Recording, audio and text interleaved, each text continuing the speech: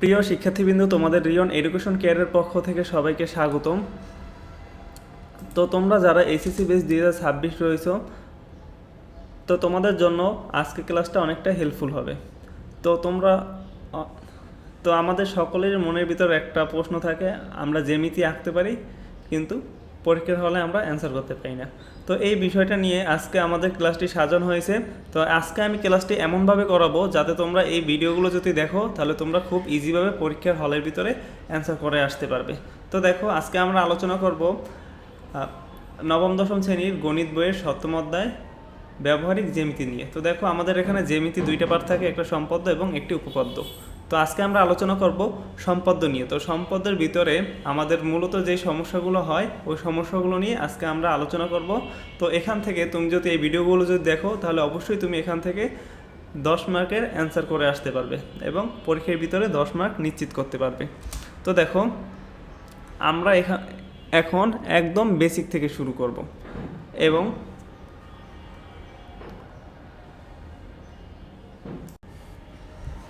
তো দেখো, এগুলো আমরা এমনভাবে আলোচনা করব এবং আমরা প্রত্যেকটা স্টেপ ধরে ধরে আলোচনা করব যাতে তোমরা পরীক্ষার হলে দেখা মাত্রই অ্যান্সার করে আসতে পারো এবং পরীক্ষার হলের ভিতরে যাতে আর কনফিউশন না থাকে। তো দেখো, আমরা শুরু করি। তো এখানে আমাদের মূলত যে জিনিসটা শিখতে হবে, প্রথমে আমাদের শিখতে হবে ত্রিভুজ। তো দেখো, ত্রিভুজ কি?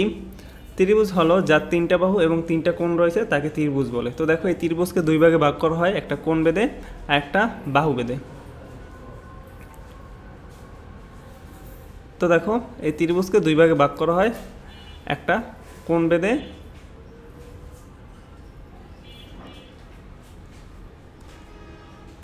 একটি কোণ বেঁধে আরেকটি বাহু বেঁধে। তো দেখো, কোণ বেঁধে ত্রিভুজকে আবার 3 ভাগে ভাগ করা হয়, একটা সমকোণ, একটি সূক্ষ্মকোণ আর একটি স্থূলকোণ। তো দেখো, 90 ডিগ্রি কোণকে বলা হয় সমকোণ, 90 ডিগ্রি থেকে ছোট কোণকে বলা হয় সূক্ষ্মকোণ এবং 90 ডিগ্রি থেকে বড় কোণকে বলা হয় স্থূলকোণ। তো তোমরা এই বিষয়টা একটু ভালোভাবে মুখস্থ করবে। তো এগুলো কেন মুখস্থ করবে আমি প্রশ্নের ভিতরে গেলে আমি তোমাদের বুঝিয়ে দেবো আর কি।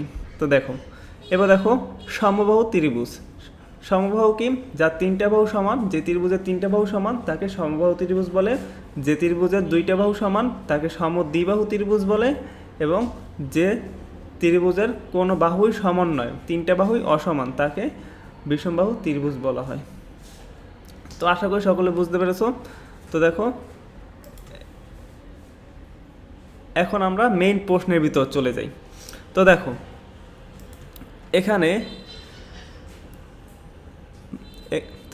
এখানে কি আছে? ভূমি, অপদ্বিবাহু সমষ্টি এবং তো এখানে কী দেওয়া আছে? ভূমি, অপদ্বিবাহু সমষ্টি এবং অন্তর সংক্রান্ত যতগুলো জ্যামিতি আছে এগুলোকে কি আমরা একসাথে শেষ করব। তো দেখো,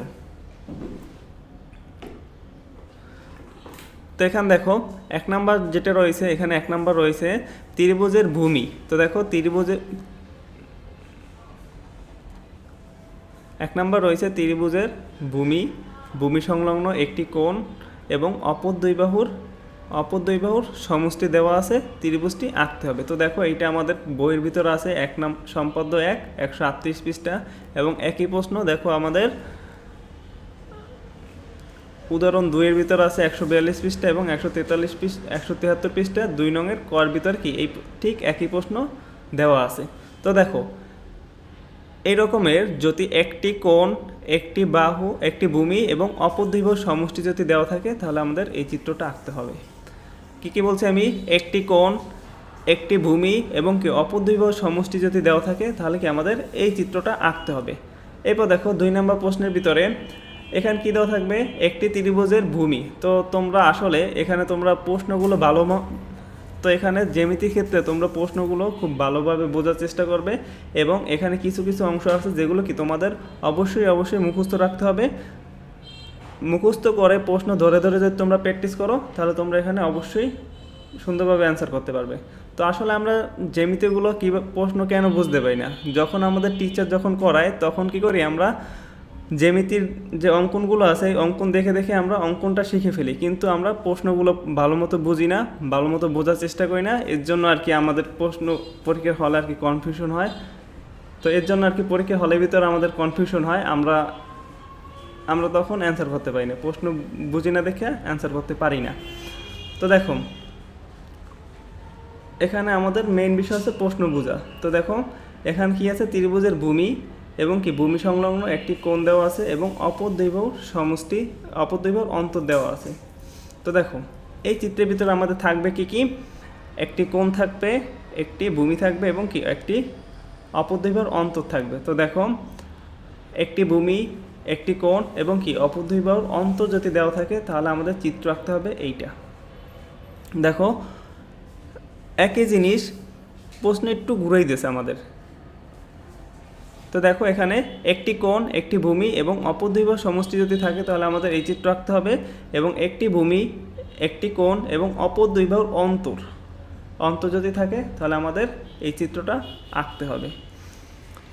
তো এগুলো তোমরা একটু ভালোভাবে মুখস্থ করবে এবং প্র্যাকটিস করবে, তাহলেই পারবে। এর পরবর্তীতে দেখো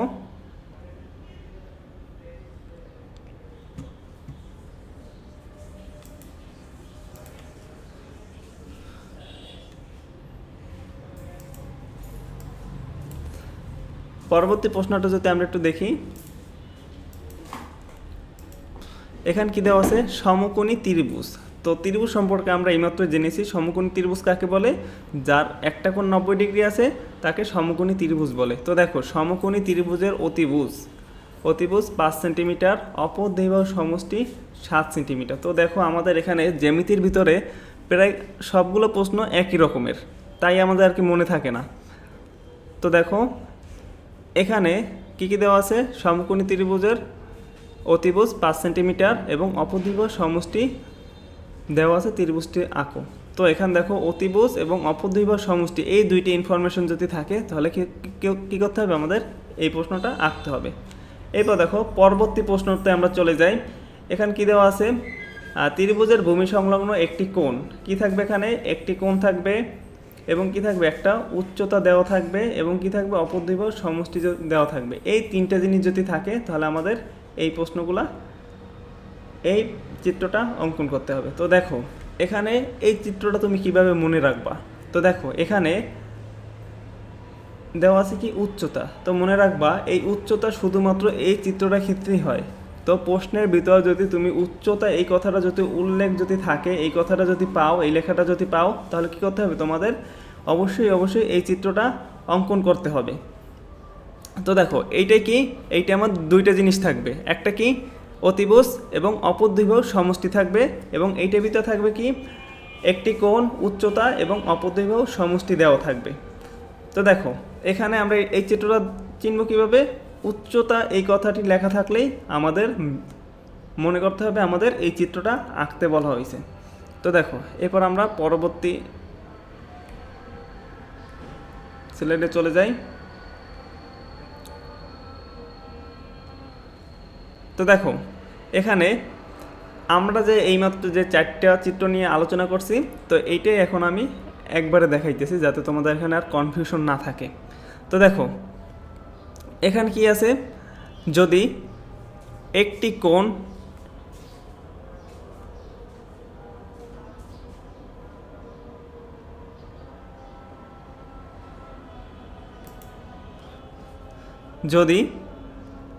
কোণ একটি ভূমি এবং অপর দুই বাহুর সমষ্টি যদি দেওয়া থাকে তাহলে আমাদের এই চিত্রটা আঁকতে হবে। তো দেখো এখানে কিন্তু এই প্রশ্নটা এবং এই প্রশ্নটা কিন্তু প্রায় সেম। তো দেখো এই দুইটা প্রশ্নের ভিতরে কি কি দেওয়া আছে, একটি কোণ, একটি ভূমি, দুইটার ভিতরেই দেওয়া আছে। শুধুমাত্র পার্থক্য কি, শুধু পার্থক্য যদি সমষ্টি যদি বলে তাহলে কি আমাদের এই চিত্রটা অঙ্কন করতে হবে, যদি অন্তর যদি বলে তাহলে কি করতে হবে, আমাদের এই চিত্রটা আঁকতে হবে। তো এরপর দেখো 3 নম্বর প্রশ্নের ভিতরে এখানে কি দুইটা জিনিস থাকবে, কি কি থাকবে, একটি অতিভুজ এবং অপর দুই বাহুর সমষ্টি থাকবে। এই দুইটা জিনিস যদি থাকে তাহলে কি করতে হবে, আমাদের এই চিত্রটা আঁকতে হবে। তো দেখো এর পরবর্তী প্রশ্নের ভিতরে তুমি মনে রাখবা কি, যদি উচ্চতা যদি থাকে তাহলে কি আমাদের এই চিত্রটা আঁকতে হবে। তো আমি একটু আবার বলি তোমাদের, যদি একটি কোণ, একটি ভূমি, অপর দুই বাহুর সমষ্টি যদি থাকে তাহলে কি আমাদের এই চিত্রটা আঁকতে হবে। একটি কোণ, একটি ভূমি এবং কি অন্তর্জ্যোতি পাও তাহলে কী করতে হবে আমাদের এইটা আঁকতে হবে। যদি দুইটা জিনিস যদি পাও, একটা কি অতিভুজ এবং অপদ্বিবাহু সমষ্টি, এই দুইটা জিনিস যদি পাও তাহলে কী করতে হবে তোমাদের এইটা আঁকতে হবে। আর মনে রাখবা যদি উচ্চতা যদি এই কথাটা যদি পাও তাহলে কী করতে হবে আমাদের এই চিত্রটা আঁকতে হবে। আশা করি সকলে বুঝতে পেরেছো। তো এই পর্যন্ত যতটুকু শিখাইলাম অতটুকু তোমরা বাসায় প্র্যাকটিস করো এবং এগুলো প্রশ্ন নিয়ে তোমরা একটু দেখো, তাহলে দেখবে এই 4টা বিষয় নিয়ে তোমাদের আর কোনো কনফিউশন থাকবে না। তো আজকের ক্লাস এই পর্যন্তই, সকলকে ধন্যবাদ।